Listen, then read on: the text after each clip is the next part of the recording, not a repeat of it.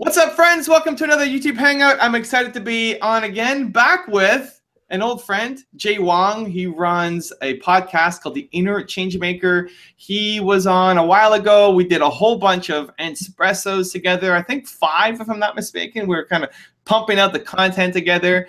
And he's doing an interview with me on 10 principles to success. And I thought, let's have him on the YouTube channel too, so you guys could benefit as well. Jay, welcome back, man. Hey, I appreciate, coming back on, even on the new channel. I have so many congrats to tell you. I mean, congrats on over 1 million. Congrats on the new book, which I know we're going to be diving into. But yeah, it was a year ago that we did this, not this exact interview, but we had our first interview live just like this.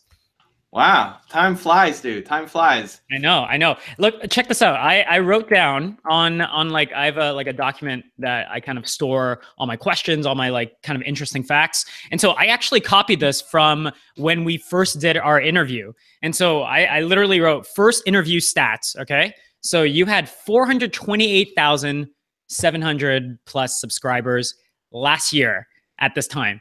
And now you're over 1 million subscribers and you've actually tripled your views. You had 53.3 million views last year at this time. And this year it's 143.9 million views. And so that's massive, man. You're pretty much like the Bitcoin of YouTube. I gotta hustle harder, man. I gotta hustle harder. A little disappointing in those stats. Yeah. Well, I wanted to kick this all off. How does it feel to, in the last 12 months to come up with, your second book now? You have 2 books, you had, almost 0 books, I guess, when we first met. And how does it feel to hit over 1 million subscribers? So the 1 million subscribers goal I had at the beginning of the year, and it was a stretch goal. I didn't think I would hit it, but it was kind of trying to hit it. Let's go. Let's get there. And at the beginning of the year, the first couple months, I was behind. I wasn't going to hit it. I was going to hit it in February or March, but it wasn't quite the goal. And okay, we got to how do we get it going faster? How do we grind a little bit harder? And then in the summer months, we were kind of on pace to hit it. But because we had a weaker spring and early to the year, it wasn't going to happen. But then we started picking up. And the interesting thing was, as soon as I realized that I was going to hit it, as soon as it said December 25th, you were going to hit it, and then December 22nd, I was going to hit it, and then it kept getting earlier and earlier. Yeah. As soon as I realized I was going to hit it, I kind of checked out. To the point where we hit it in November. So it was a year-end goal. We hit it in November. I knew I was going to hit it. I knew I'd have to royally screw up to not hit it.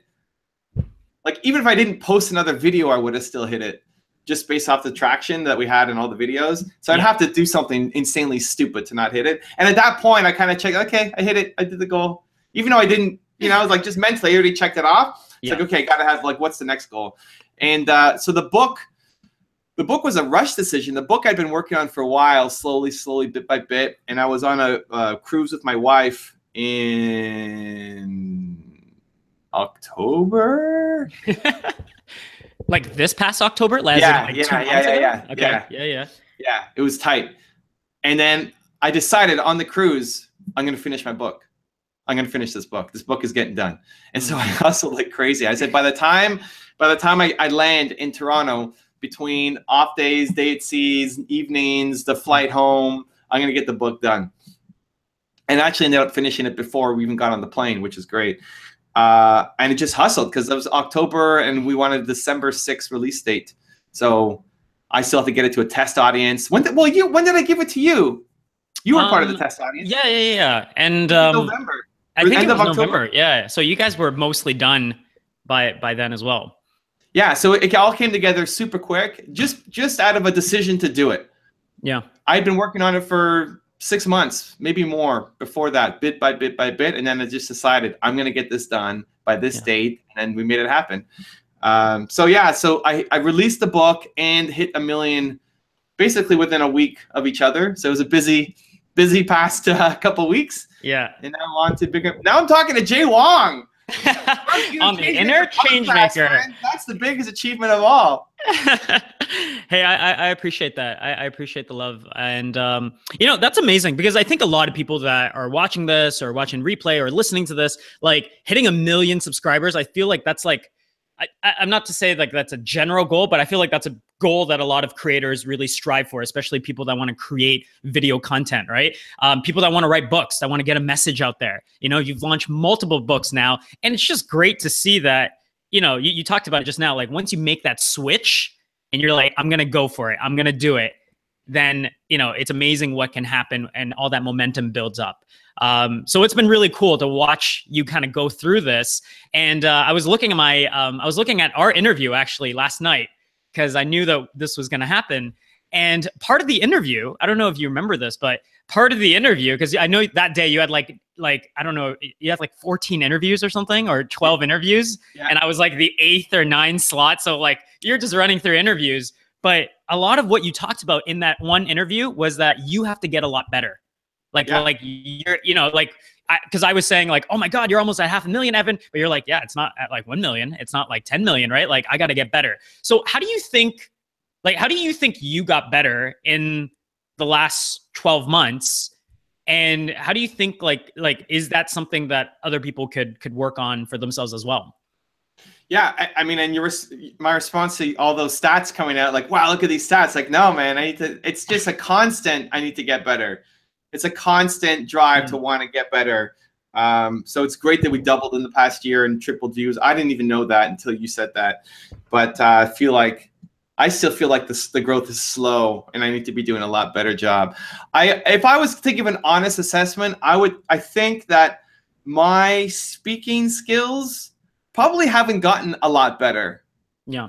I don't know. I think if I go back, there was this period of time where I was really focused on getting better as a speaker and a presenter, and I got better really quickly. If you go back from now to 6 years ago and watch my content, there's a huge difference. But from now to a year ago, even 2 years ago, I don't know how much I've actually gotten better. And that honestly pisses me off a little bit. That there hasn't been growth there. I would think most of the growth from the channel has come from, one, just a consistency, just 3 videos every day, 3 videos every day.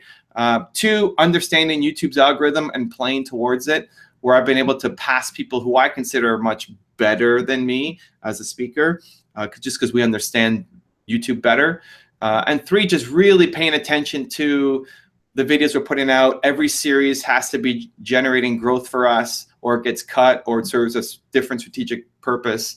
And so just really honing in. It's not anything major, just continuing to tighten the bolts and just continuing to do the work and get better in increments of what we're doing. But to thank you for bringing it up, because I'm kind of pissed at myself for not being better as a speaker from last time. Yeah, I know, first of all, for people that were watching this, and, you know, I consider, Evan, by the way, I always say like you're my like YouTube mentor, mostly because we've met a couple times and you've always given me such great advice on YouTube. But I love your series, the one that you did on YouTube, where you're kind of like assessing, you know, like Gary Vaynerchuk's channel, Grant Cardone's channel, and you're kind of comparing you know, frequency and all these different aspects. So for those of you that actually want to grow your channel, like, be sure to go find that series. I think it's like the race to a million subscribers, or so be sure to go find that on his channel and watch that, because like that in itself, like I was thinking to myself as I was watching it, Evan, that like you could easily package it up and that could be a YouTube course, and it could probably be one of the top ones out there, just because you're doing it in real time, right? But you know, I think you've been so prolific in terms of consistency. And I think that's one of the things, like when I look at your channel, it's not just like the growth that I think I'm astounded by. I'm astounded by like how consistent and all the systems that you put in place to actually get there. So really kudos to you and your team to be able to do that. Yeah, it's been a fun ride. And I think the same metrics, the same process can be applied to anything. So if you're looking at podcasting, for example, how long should a podcast be? You know, you could play with your stats and see how long, and everybody has their own version. Some people are running like 10-minute podcasts, 5-minute podcasts. Some people are going an hour or 2 hours. And so, you know, for us, we found that if you're making a YouTube video that's 10 minutes plus, it has to be quality. People aren't just going to sit there and watch 10 minutes of crap, but 10 minutes of quality plus does better than a 3-minute amazing quality video. Even if you reduce the quality a little bit and stretch it to 10, you would get better results on YouTube than jam-packed at 3 minutes, which flies in the face of the traditional thinking of people's attention spans are getting shorter and you have to make quick videos and like people throwing up 50-second, 30-second videos. So like just figuring out, paying close attention to what is working. So what are the kinds of topics that work well on the podcast? How long should the podcast be? What should the frequency be of putting out the podcast? Intros or not, coming ups or not, all of these kind of micro changes you can continue to make. And when you're making 3 videos a day, there's a lot of testing that you can do. We have a lot of data that most people don't have access to just because we just have so much content to play around with. And so it just gives us a chance to always be improving every single series. And so by doing a lot of those little changes, again, there's no one major change that's led to that growth. It's just lots of little tweaks over the year. And it's awesome to just watch you on this journey. I want to switch gears a little bit because I want to talk about your new book, The Top 10 Rules of Success. And I want to, there's a couple ways I was thinking of doing this interview just because like I did get an earlier copy of it and it's an awesome, like you've never watched Evan's like videos, or even if you have, like you'll really enjoy the book because it's one of those resources that you can kind of go back to. And it's probably a beast of a book if you try to kind of tackle it all head on. But there was one thing that really caught my attention, and you did like a top 10 rules of like all the top 10 like videos and things like that. And instead of maybe going through each one of them, I did have some specific questions on a couple of them. So would it be cool? We would tackle it that way? Yeah, whatever you want to do, man. I like it. Okay. I like the spontaneity with Jay Wong here. Whatever you got.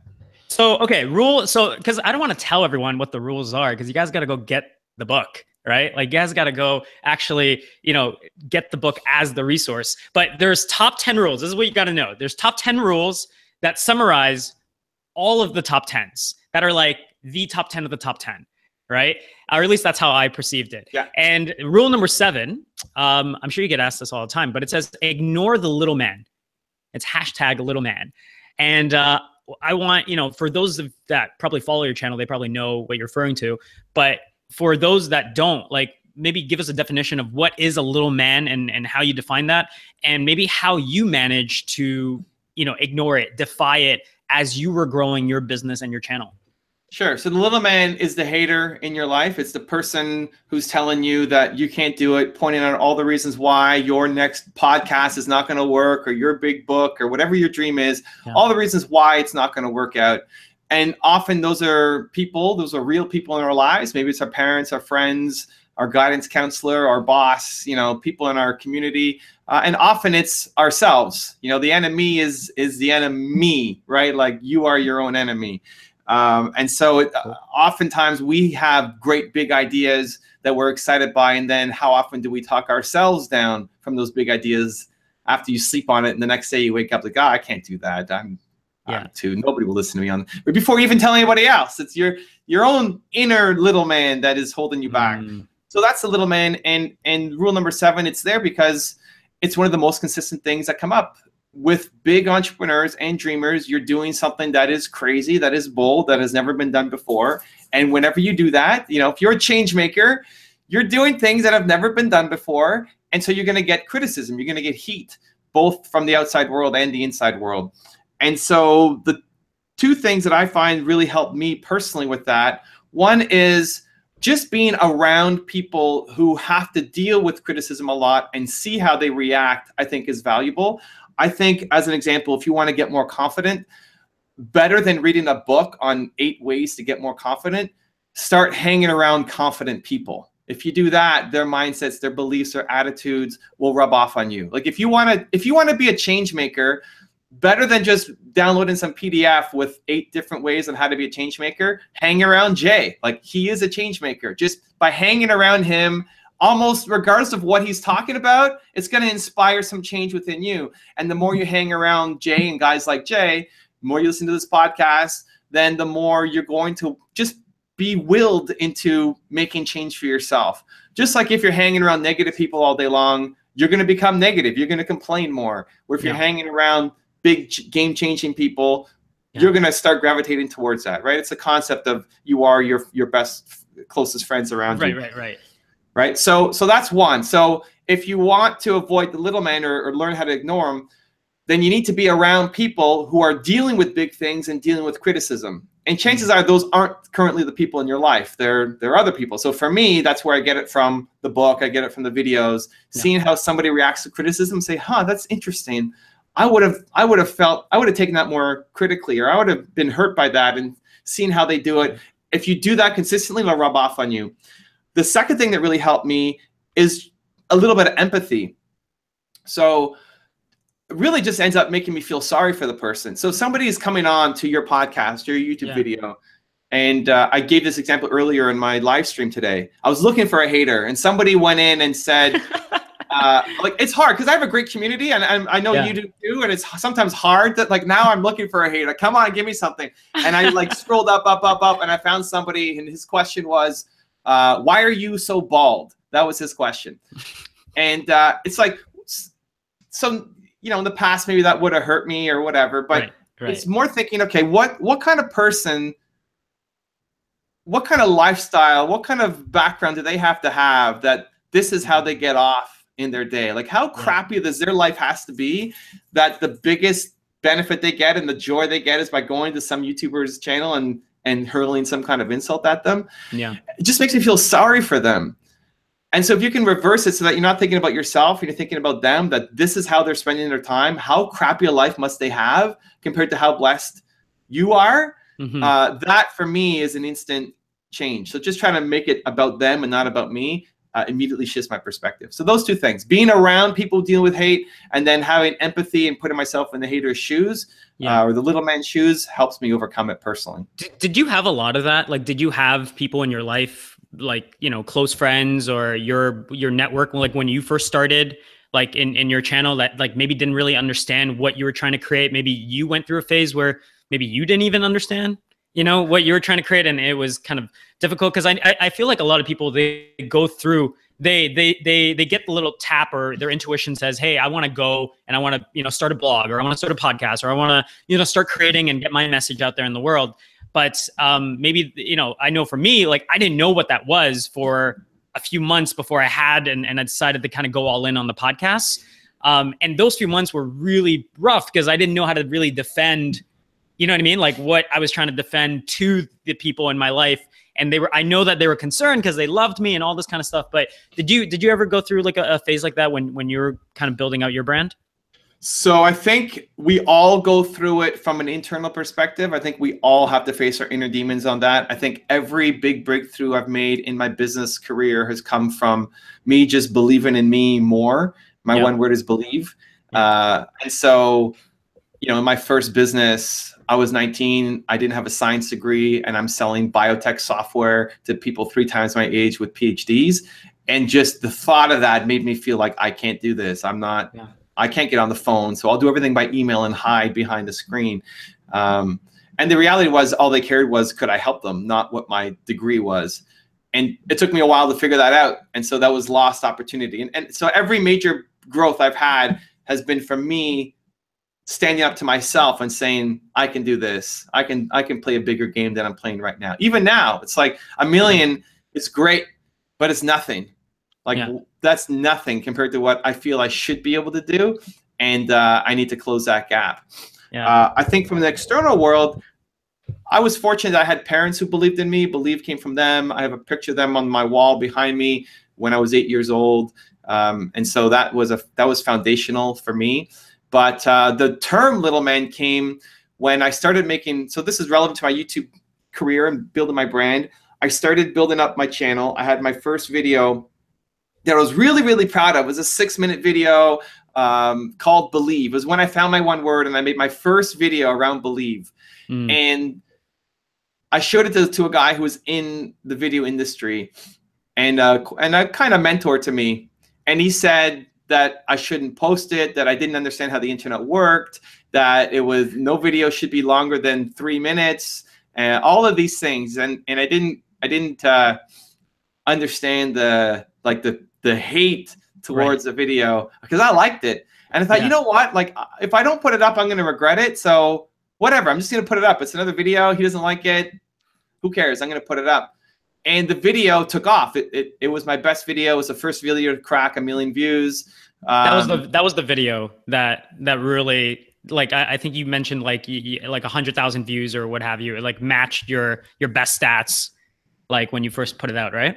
Yeah, and my best video to that point had 100,000 views in a year, and this one did that in, I forget if it was a week or a month. I think it was a month. Yeah. But anyway, like, and first video to cross 1 million, and just really crushed it for my channel.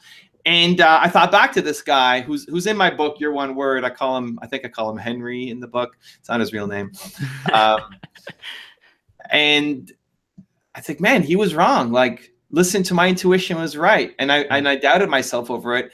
And him and his partner, they both have a business together, and they're both shorter guys, and they fight over who's shorter.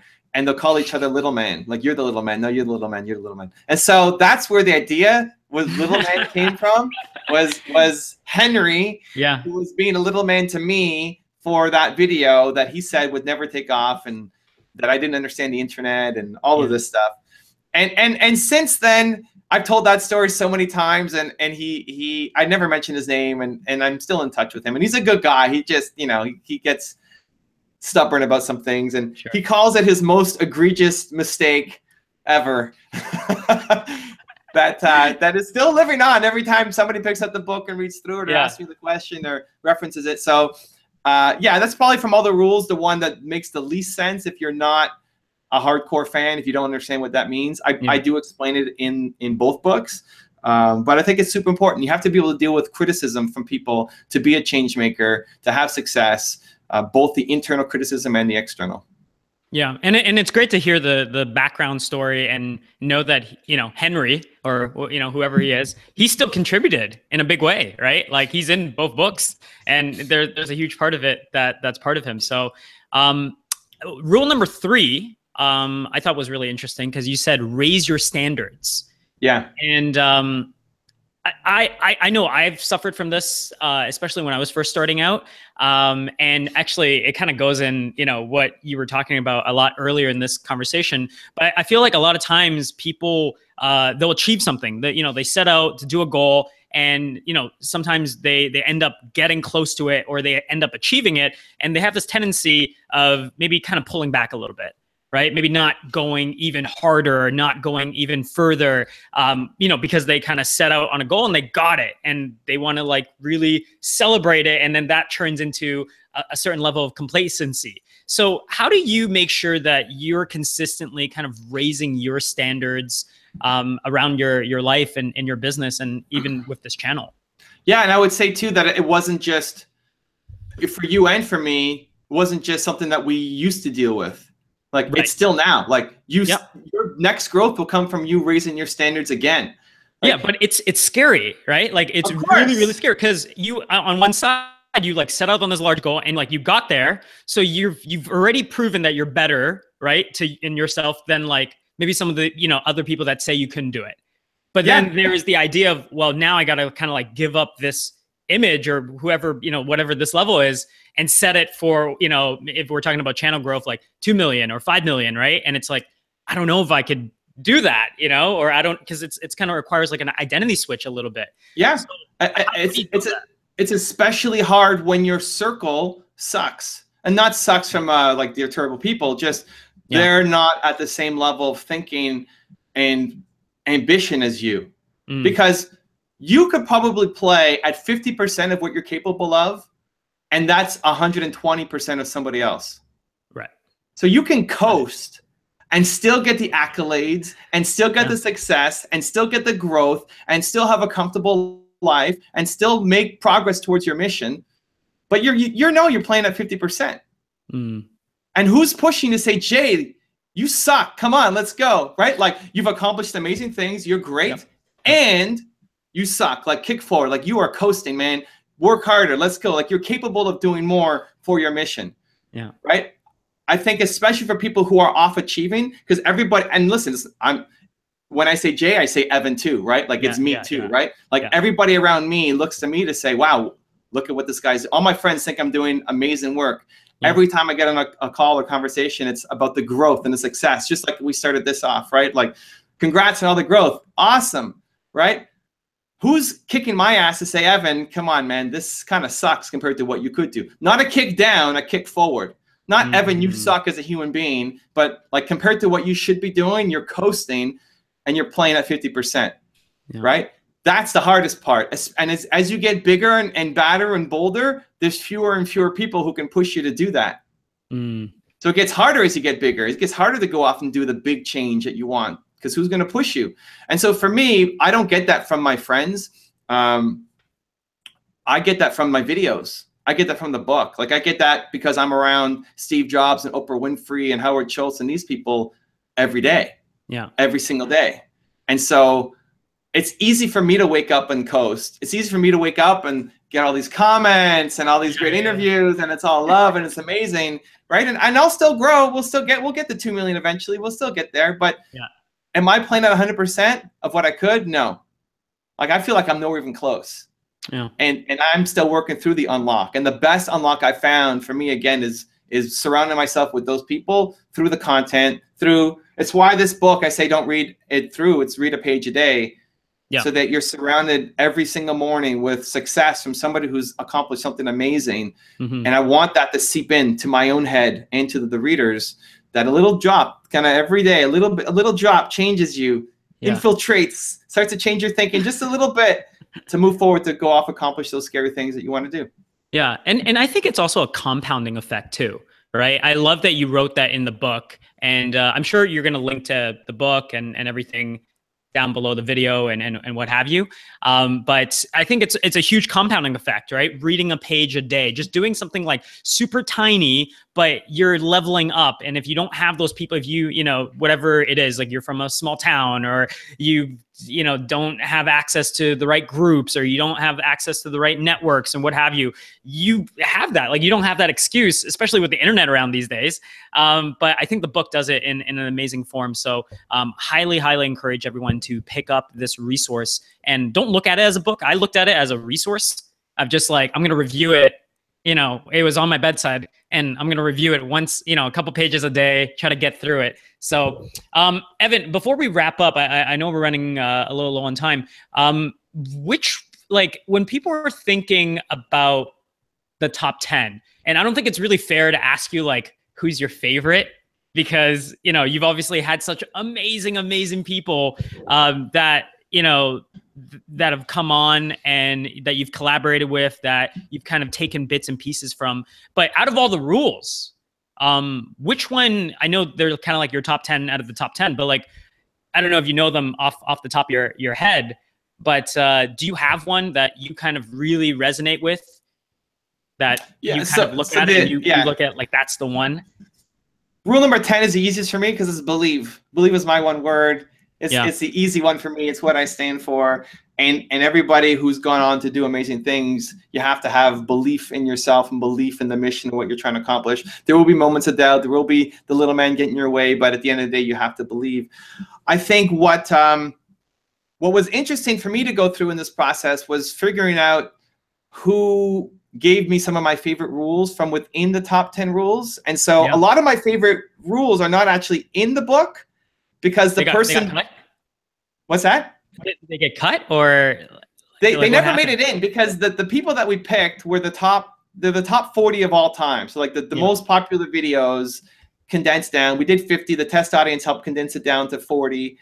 And some of them, so I think of Quincy Jones as an example. One of his rules was around the little man. And he said, not one drop of my self-worth comes from your opinion of me. Ooh. And I just love that. That's good. I love that. But the rest of what Quincy Jones said was just okay. Like that one thing that was so amazing that I still remember. Yeah. And there are others, like Tony Robbins has this great speech on raising your standards, and that's in the book. And raise your standards is rule number 3 in the book. And so it's a mix. But the people who buy the book, there's a bonus video that I made of my personal favorite top 10 points from all the videos that we've done, from all, I don't know how many hundreds of videos that I've done, the 10 points that kind of stuck with me and why. And some of them are in the book and some of them aren't. So, I mean, to answer your question, believe is the rule, but it's a kind of throwaway, easy answer. So those individual rules, I think, are really helpful. Where can people, I know you're going to link to everything, and I'm going to link to everything on my end for the show notes for the podcast, but where can people pick up, like, I know last year you had some really cool like book packages. I don't know if you have something like that going on. Where's the easiest way for people to just grab a copy or to send out for some holiday gifts as well? So yeah, if you're picking up the book, there's a bunch of bonuses. The first page of the book says want free bonuses. You just have to email in your receipt and you get a whole bunch of free bonuses attached to it. Nice. If you want to watch that video that I talked about of my favorite 10 rules, you can go to my website, evancarmichael.com/top10journey, all lowercase, 10 the number, top 10 journey, and you can get access to, oh no, I think it's something else. Top 10, is it top 10 book? Let me look it up right now, actually.